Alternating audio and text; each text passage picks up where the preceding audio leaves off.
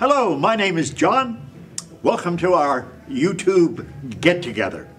My passion is worship. You know that by now. Getting it right. Restoring its true meaning in our lives and in our churches. Now, my theme for this video is this: going yonder to worship when dealing with life. Going yonder to worship when dealing with life.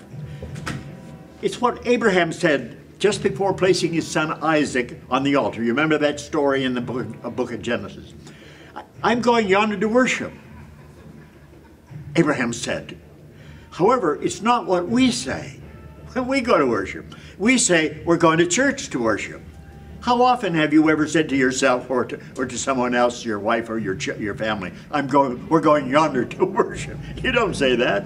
I'll bet very, very seldom. We associate worshiping, don't we, with attending the church of our choice. Now, let me read for you exact words from Genesis chapter 22.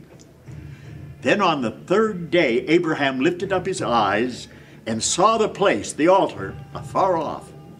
And Abraham said to his young men, "Stay here with the donkey. The lad and I will go yonder and worship, and we will come back to you." So you see the context in which Abraham said, "We will go yonder and worship." So the question is, what did Abraham do when he went yonder to worship? What do you do when you go yonder to worship?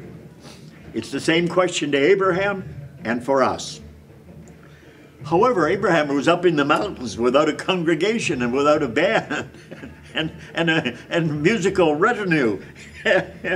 Since this is the very first use of worship in the Bible, wouldn't the answer lie in finding the actual meaning of the Hebrew word translated worship in the English Bible?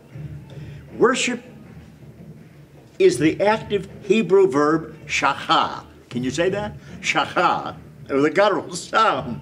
And it meant bowing down in humble obeisance to the Lord. Abraham went face down before the Lord, bowing in obeisance before the Lord. That, for Abraham, meant submitting his will to God's. To do obeisance is simply to submit to the Lord in a face-down way.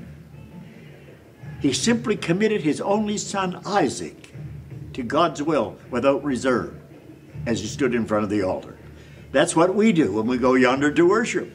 We submit the issue that we're dealing with right then in our lives there to the Lord, without giving it another thought.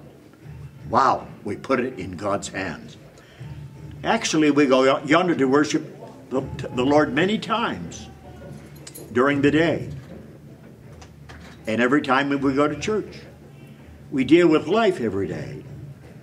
Wouldn't you agree? And so every time we deal with life, we have an opportunity for worship. Now, here are some of the instances when we go yonder to worship. When we are making a difficult decision, as Abraham did on the mount. When we offend someone we love and are wrestling with what to do about it. When we doubt the mercy and grace of the Lord and we need to return to his holy altar. When we feel compassion for the poor and the needy and to do what God requires of us as his servants. These are just examples and illustrations. Now, what issue are you dealing with now as you listen to me on this video that will prompt you to go yonder to worship? Do what Abraham did. Go yonder and worship. Do obeisance to the Lord. Simply submit your problem to the Lord in a face-down manner, right? Going yonder to worship has been our theme. Go yonder and take the issues of your life and worship our Lord Jesus Christ. Thank you for listening.